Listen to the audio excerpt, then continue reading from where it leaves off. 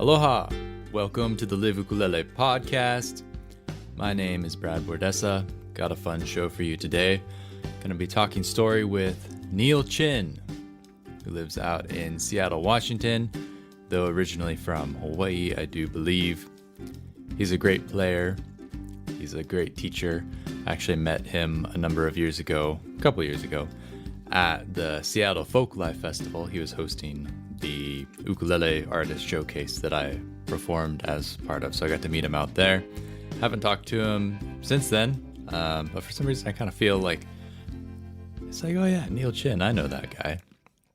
So find out what he's been up to, talk some story, maybe get you some ukulele tricks, things you can improve upon, because I know he's big into like jazz kinds of stuff, and he does some fun different kinds of ukulele teaching. Just want to remind you that the Live Ukulele podcast is published on the first and third Saturdays of the month. Please subscribe on your favorite podcasting app so you can get the updates for when those go live. If you want to support what I'm doing here with the podcast or with my website, liveukulele.com, please spread the word. That is oftentimes the most helpful thing that a web publisher can have, is word of mouth. And if you share it on your Facebook, share it on your Reddit, whatever your taste is, email your friends. That is super great. Get the word out about good ukulele content. Also, if you want to go a step further and invest financially in what I'm doing, the best way to do that is to buy one of my ebooks and take some learning home with you, in addition to helping fund all the free content that I do produce. So thank you for tuning in. Thank you for your support. Just listening and knowing that we have listeners out there who are excited about ukulele things is lots of fun. That's what makes me get excited about making this episode every couple weeks. Without further ado, we'll get to the good stuff. Aloha, Neal. Welcome to the podcast. Hey, how's it going, Brad? Thanks for having me. Yeah, thanks for being here. I met you in Seattle at the Folk Festival, and it was just a very brief meeting, but I kind of have this warm, fuzzy feeling about you that like we've known each other for a long time. I don't know what that comes from, but it's great. And I was thinking of who I could interview on the podcast the other day. It's like, I should reach out to Neal. That would be good fun. Oh, well, thanks for reaching out, man. And that's super lovely and super sweet of you to say, man. I have a very similar feeling, and it's kind of been really interesting because I've heard about you in different ukulele circles, before meeting you.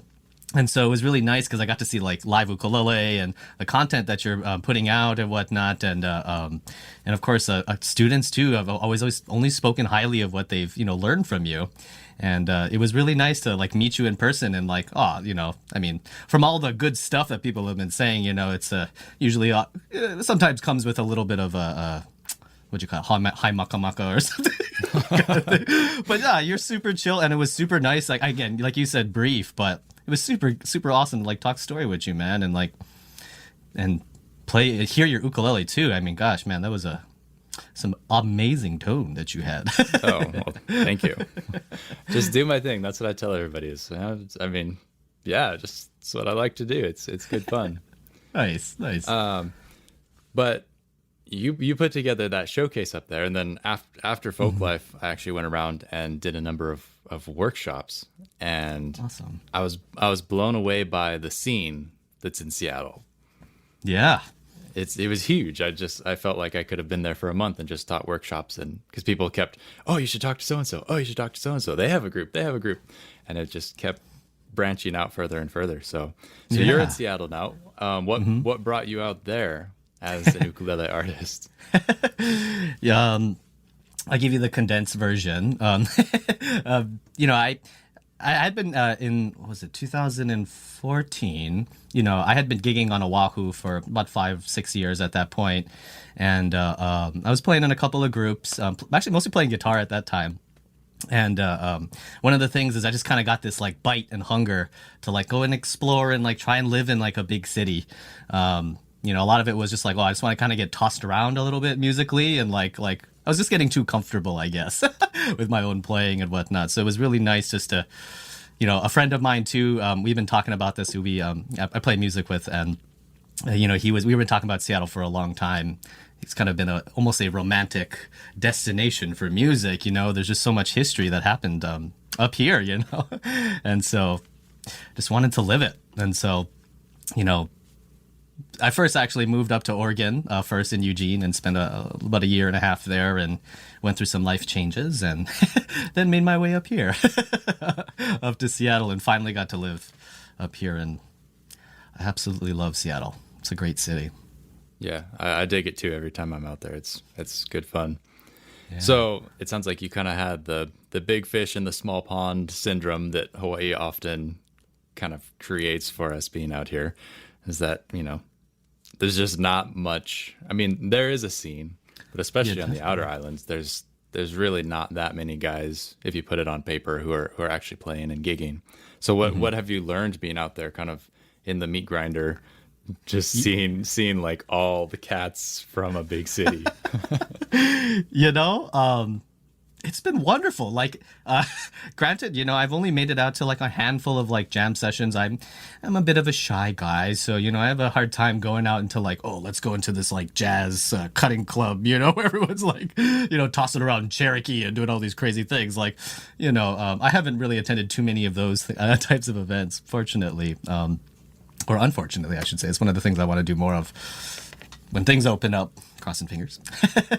But, honestly, the biggest takeaway is I've just been continuously humbled, because I admittedly, when I was leaving Hawaii, definitely, I don't know if I was the big fish in the little pond. I doubt it, but it sure felt like it. And so I was just like, yeah, I'm going to like conquer the world. I'm going to like play all this great stuff, and like I'm going to get there and they're going to love me and da da da da da da da da da, right? But of course, that's not the case.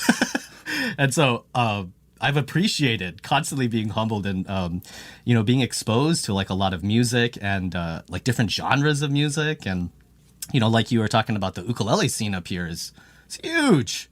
So it's like, I just love like that, like every day of the week, especially when things were open, of course, you could go find like a group of people who just like want to like sing and hang out and like play music, and like, it's always a good reminder of like, this is why we do it, right? Just so we can have like these human connections and enjoy each other's company and make good music too. That's always nice. Yeah, but that's almost secondary with the ukulele scene. A lot of times, is where we're so invested in the people. Mm-hmm.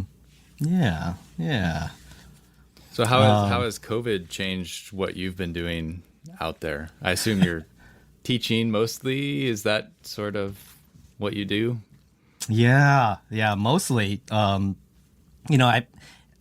before COVID, hit, I'd been kind of running a small studio up here in Seattle, and unfortunately had to kind of close the doors and whatnot, because it was just like, well, I don't need to be paying this rent if we're not even using the space and whatnot and stuff like that. So I have been very fortunate, and I'm going to knock on wood right over here. It's a superstition kicks in for sure. It's like, with teaching and whatnot, a lot of my students were very gracious to, be open to like moving to online classes, like private classes like this.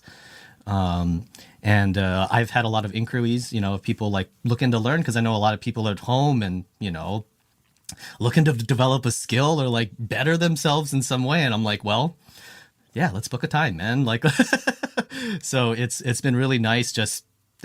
You're looking at right now, you're looking at my life, it basically ends in these frames too, so, cause I spend most of my time in this seat, either working on my own music or of course like of teaching. So, yeah. Great. And is that full time for you right now? Yeah. Yes, indeed. Yes, indeed. It's a bummer because it's, of course, I had like 10 festivals booked up this year with like, like a handful of different cities to go to, and I was super stoked. And of course, all that income gets lost too, which is always made me sweat a little bit, but knock on wood, been very fortunate and very blessed in the situation that I'm in now. So, maybe I'll just do a quick shout out to all the students out there, who are with their inquisitive minds, kind of searching and learning more about the instrument. it helps a lot of us musicians and teachers too. We definitely appreciate it, and hopefully you're learning something too. Yeah, well, that's the exchange that's so beautiful about the whole thing is that, you know, sure it pays the bills and they get hopefully what they want, but it's also kind of a, you know, reciprocate and feed each other's souls a little bit, because I've been feeling fairly isolated in that I haven't been teaching, and I don't normally teach a whole lot of private lessons anyways, but I'm thinking like, boy, I should do a workshop just so I can have, you know, faces on a screen and kind of interact, because I did one YouTube live and it was like, you know, teaching from a 5-gallon bucket or something, because you have no idea how it's landing or how people are responding to the content. Sure. That's a good way to put it. I like that. Sure. So what is kind of your thing as a teacher? What do you present that kind of makes your style and your teaching unique? It's a good looking question. For me, like a lot of it has, so I have kind of like two philosophies really, kind of cornerstones for my teaching. Number one, it's like I want the things that I teach to reflect what exists or what's out in the world, right? Which means that a lot of it will come with like practical application. And what I like to do is, I mean, I'm a kind of a theory nut myself, and I really love exploring theory and kind of like the possibilities of what we can do harmonically and rhythmically and everything like that. But not everybody else gets that obsessive about these things. So I really enjoy kind of taking that, what I notice out in the world, what I notice musicians are doing, and kind of synthesize that in a way that it becomes approachable, I guess, and relate it to some kind of life experience. So it's a little bit more relatable to, people who are not like super steeped in music yet. And of course, that I always go back to this quote, it's always think about is, if you want to teach someone to sail, you teach them the love of the sea. And that's always been my theory of just like, if you want someone to like do something, like don't tell them what to do, like show them how to have fun with what they're doing, and they'll fill in all the details and the rest of it on their own, And if they want to seek more information or whatnot, I mean, of course, I'm right here. So if you want to, investigate anything further, I don't know all the answers. I'll be the first one to tell you that. But from what the little bit of knowledge that I have, it's one of my favorite things to do to share it. So, yeah. What do you find brings people to the point where they think like, oh, this is fun? Because I know a lot of people get hung up on like watching their fingers and hoping they're doing it right and making sure that it's all perfect to the book, like we have expectations as teachers. It's right. Like no, that's not, at least for me, it's like I'm not too worried about that as long as you're having fun. So what is your approach to bringing people to that place? Yeah, definitely. I think what I try to do is really observe what kind of inspires that individual, and because like I have some students that like are invested in the theory, and really like to them, it's fascinating how like logical a lot of, what is seemingly just really emotional to them, and kind of putting that together. And so if I can, notice something like that in an individual, then I'm not going to sit here and show you right hand techniques yet. I'm going to wait for you to ask that question, but I'm just going to keep feeding you theory until you get maybe even potentially bored of it. And then you're going to be like, well, can we do something else? Or can we do this or whatnot? But I feel like them making that active choice of like, I want to do this instead is good. Because then I want my students to make active choices all the time.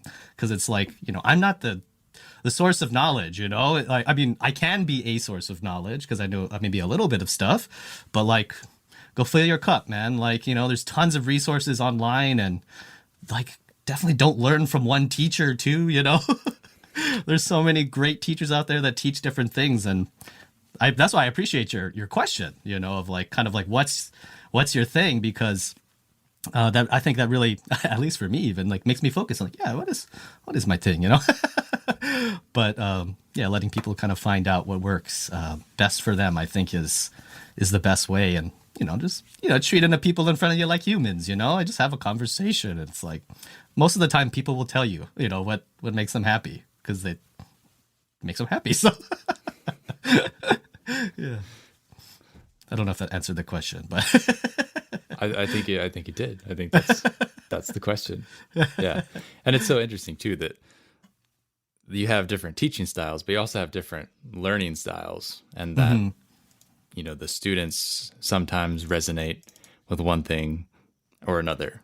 Like I've ran across people who are like, I don't really like James Hill's teaching or whatever. And I'm like, what? How can that possibly be? James Hill is a brilliant teacher. Right. But, who am I to say if that's what doesn't work or does work for one person or another? So, having those different perspectives, I think, is so important. Oh, for sure. For sure. For sure. I like the idea too of I feel like it's not necessarily a unique position, but I kind of view myself as like a teaching artist, and that's because kind of like those are the two big pillars in my life is kind of focusing, of course, on the craft of education, and then working on what I have to say, things that I want to share with the world too. And I know those oftentimes don't go hand in hand and can sometimes, at least for me, it has been a bit of a struggle kind of balancing those two perspectives. But one of the conclusions that I've at least recently come to is that I've learned to appreciate that, because at the minimum, it gives me a little bit more maybe compassion for either side when I'm leaning on either way. And just a good perspective too, just to be like, as much as we're learning all this great stuff and all this theoretical information and everything, it's important to remember that like what you have to say is arguably more important, but at the same time, hey, if you want facility to sound like Bill Evans on the piano, or if you want to sound like something, then we're going to need that other side. So I just love, this kind of like ebb and flow, that it never really sits in one spot, but it's just constantly like a boat rocking back and forth. So are you an ocean guy? Well, growing up on Maui, it was one of my sweet escapes, definitely growing up, but more of just kind of like splashing and stuff. So, I hope this doesn't get too philosophical, but it's like one of the I appreciate the metaphor of water. And one of my big heroes is Bruce Lee, and that he has that, of course, that famous speech and quote, right, of be water, my friend. You can fill the cup, it can be crash, it can crash and whatnot, and so I always try to look for these like metaphors, and I'm admittedly sometimes overextend them, but I do enjoy water as a metaphor, because it really is I think a really great element to kind of reflect on how we can approach life, and of course something as esoteric as art. Yeah, totally. The words that we have don't always do the job when it comes to music. Right. A couple more bucket-a-dungs, or a couple more. Yeah. Can you sing it in a song? Right. So I was watching one of your recent live streams and just watching you play. It's always interesting to see how guys touch the instrument and interact with the instrument. And I noticed that you have a very ukulele player touch, which not everybody has. A lot of people have kind of, I don't know, I guess it's like a more contemporary sound, but it's just like a very Hawaiian ukulele touch. What do you think that comes from, and how did you come to cultivate it to be so? Oh, well, first off, might I say that's one of the nicest compliments I think I've ever gotten the ukulele, because it's something actively that I think about all the time.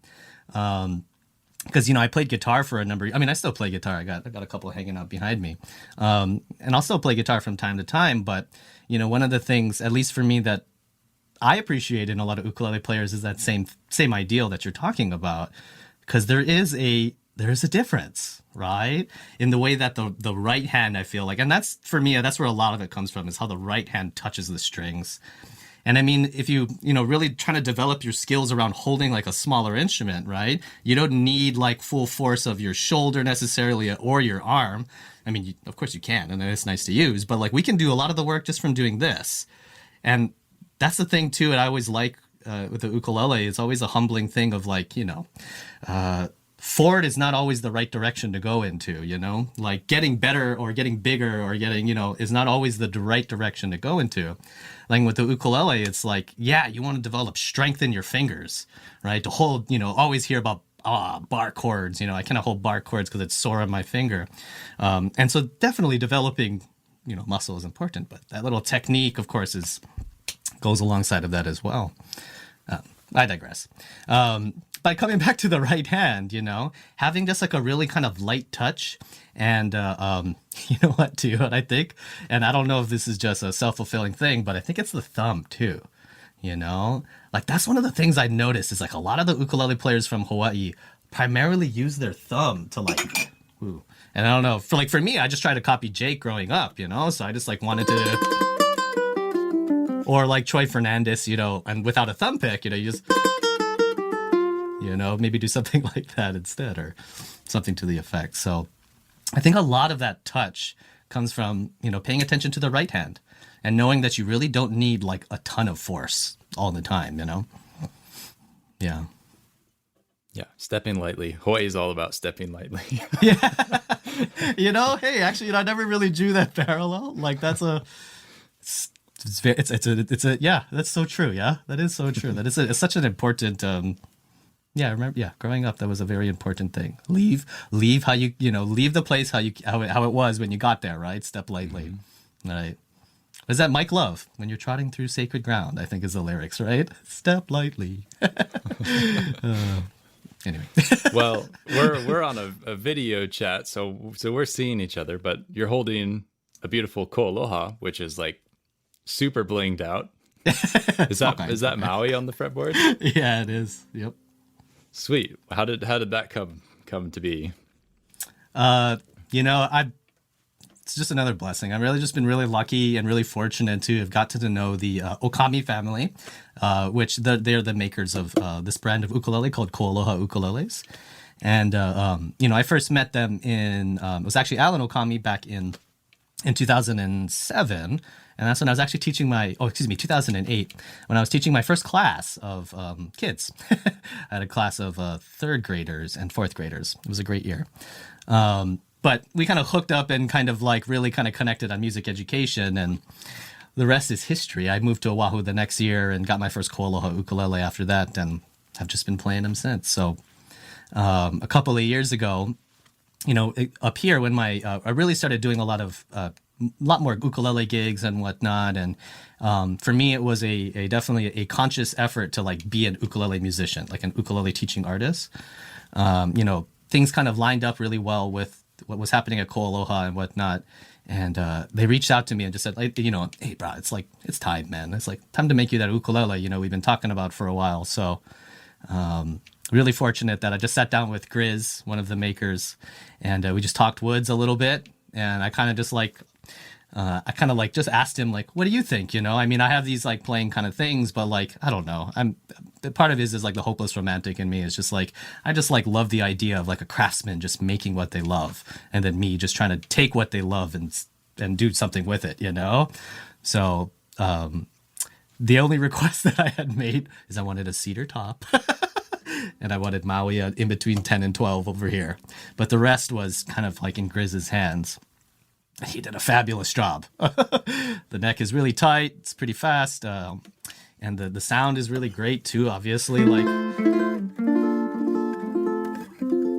super really mellow. Super mellow, right. And that's, I don't know, I'm such a sucker for those like, real deep, warm tones and whatnot, especially with, ballads and jazz standards and stuff like that. So this ukulele really helps bring that out. So sounds like a vinyl record. Yes, indeed. Hopefully 2021. Nice. Well, it's so interesting to hear you talk about craftsmanship because, probably for you, but I know for me that seeing so many people online, they're always seeking answers for like, oh, what ukulele do I buy? And discussing all these kind of esoteric ukulele things. It's like, does the design, I saw one the other day, does the design of the cutaway affect the sound? And, of course, I'm kind of a hard ass about this stuff. So I'm right off the bat thinking in my head, I was like, well, do you practice every day? That's going to make way more difference than whatever cutaway style you have is. But to kind of go to the craftsman and trust their sensibilities and their skill is sort of the ultimate treat for the artist, because we just want to play and make music. But then, you know, when it's like, oh, I have to decide on an ukulele, that's like so much work. Right. But to have somebody who you can just trust is like, I don't know, man, build me something good. Yeah, totally. And so what did he come up with that, I don't know, did he bring much to the design that kind of represented you and your style? Well, you know, one of the things that's kind of nice is, so this is what they call like a black label Koloha tenor. So they're like a full custom. And the thing that they've been kind of like pioneering over the years is, you know, they have different levels of custom build. Yeah. Like aside from their rack stuff. And so they'll have like a red label ukulele, which is like maybe just like the same build, but with like a different wood, you know, like they've been doing the mangoes have been, you know, kind of an extension of something like that, you know. But, you know, with this one, the thing that I honestly didn't know he was going to do, but I appreciate that he did do it, is that what he did is he took the dimensions of their concert body and then blew up that. So the dimensions are actually kind of like a small, or excuse me, kind of like a big concert ukulele, but fit so that it can fit the tenor scale. So that's why the sound hole is like oversized. Yeah. And that's why, you know, the biggest comment that I get, you know, for sure is the headstock. You know, like Craig Chi, for example, it's the first thing he always make fun of me as, oh, look, your headstock is so big. And it's like relative. Yeah. When you look at the instrument, it's kind of big. Yeah. But, you know, a lot of it is because the body is small. That's why. And it just, you know, I mean, it just pushes towards that. It just helps the perception of the large head. So, but I like it because the thing is having such a soft top like cedar, and then I got rosewood on the back and sides, being it so dense. You know, the top is it's really warm. Real soft, real wavy, right? And so I feel like if it was any bigger, I would probably have had a cannon instead of an ukulele, because this already is like, I can't imagine this being any bigger, you know?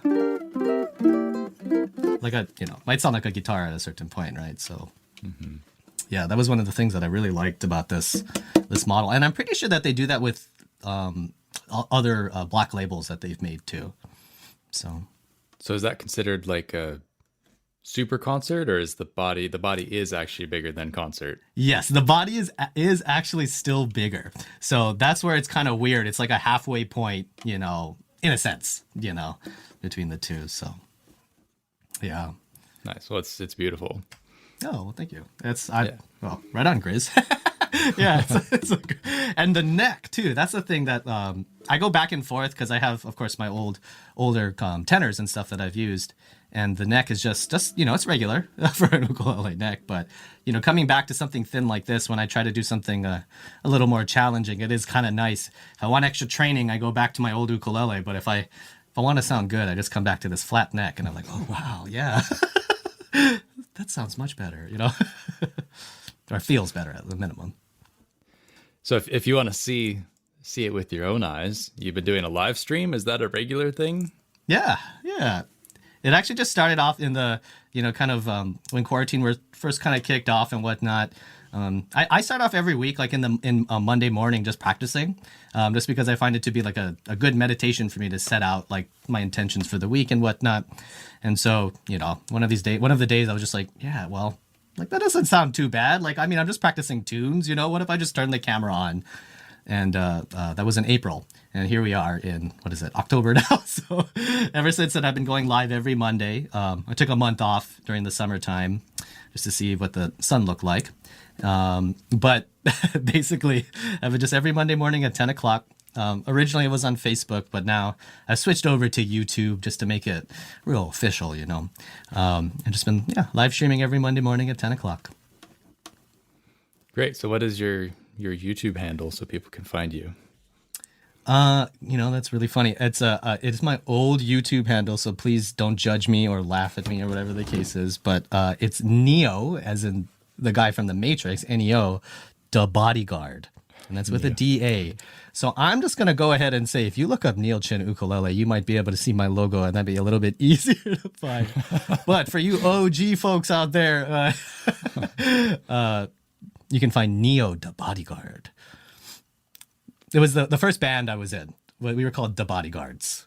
So, you know. Is that a reggae band? That sure sounds like a reggae band. It should have been. It was just me and my friend just, you know, playing pure heart covers on our ukulele. Yeah. The rest is history, I guess. These days, are you playing, what style are you kind of living in more than others, if there is one?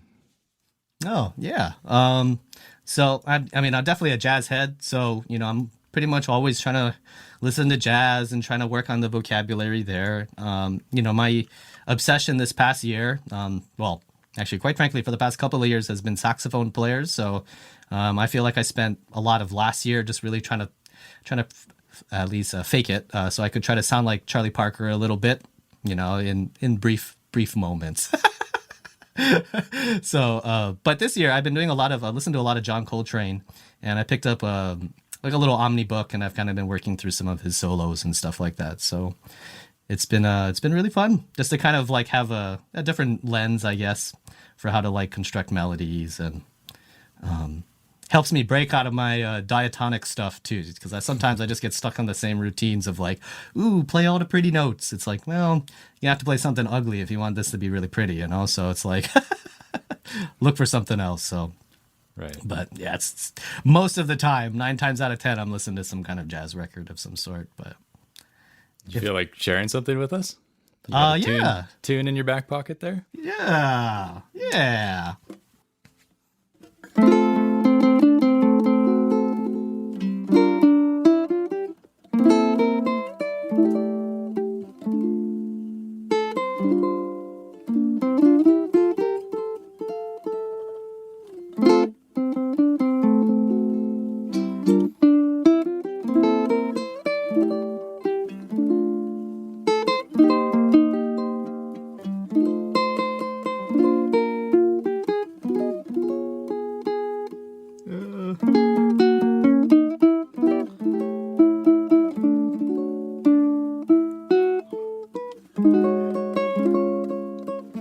There we go.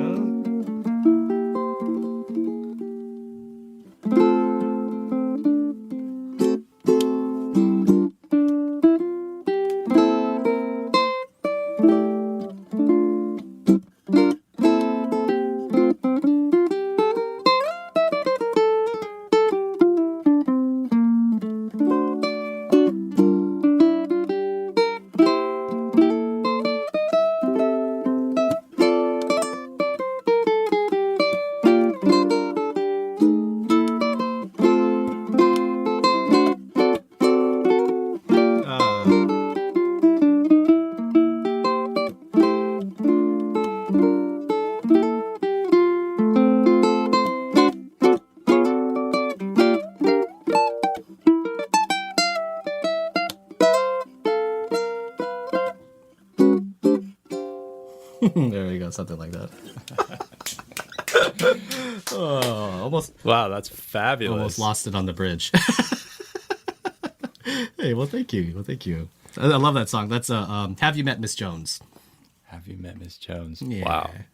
No, that's just, it's so much fun to listen to you play, and seeing you kind of, I don't know, quote, struggle, if you could possibly call it that, just really shows, you know, how skilled you are to be able to kind of fake it if you weren't, unless that's just an act and you're just pretending like you don't actually know what you're doing. But no, you know, it's I think it's important to cultivate a mind that is easily satisfied by things, you know, like in the sense of like, because you just appreciate, you know, like sometimes it's like, especially studying, you know, jazz, it's like, yeah, like I'm going to learn more chords and more extensions and more things and whatnot. And there's a lot of great stuff going in that direction. But it's like, I don't know.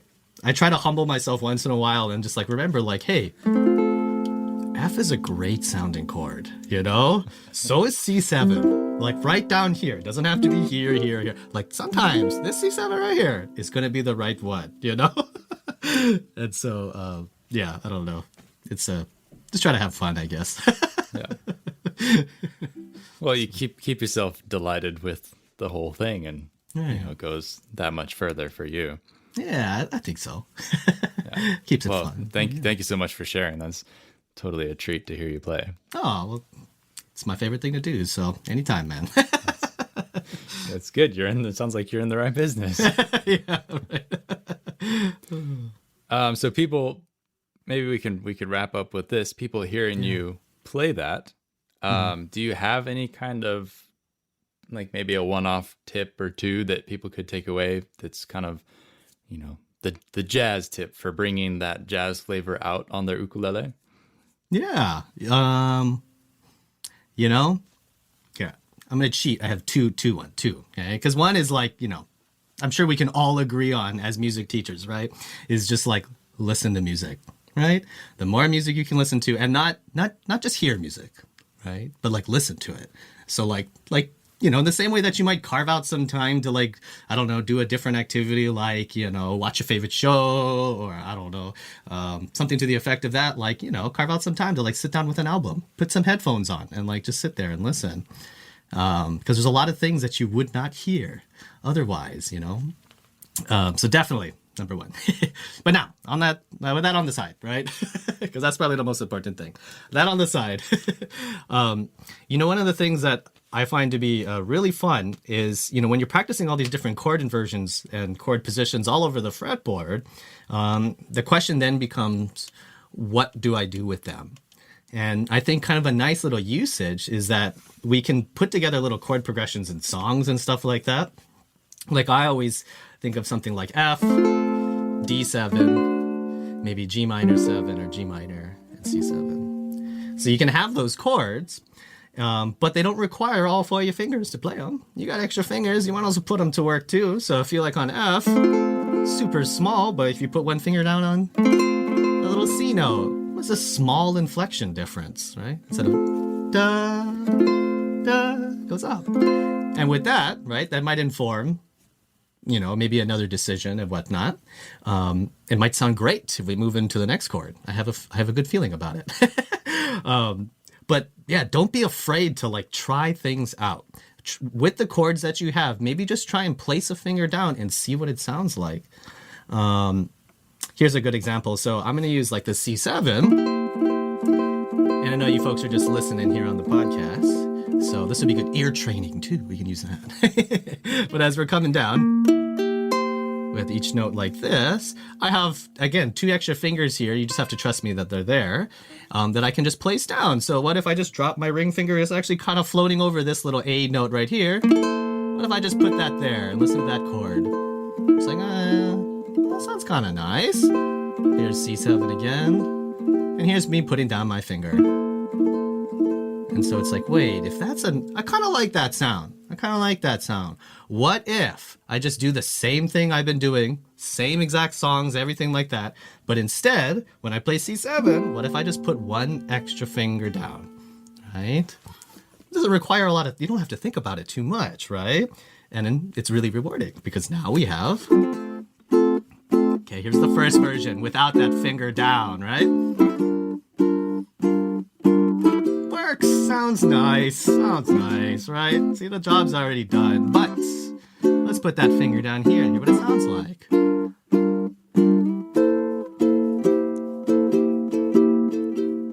Like granted small, kind of a nice little change there, right? And this, of course, extends to other things, so that's 5 actually, excuse me, I can count. 5 different sounds that work really good on C7. So there,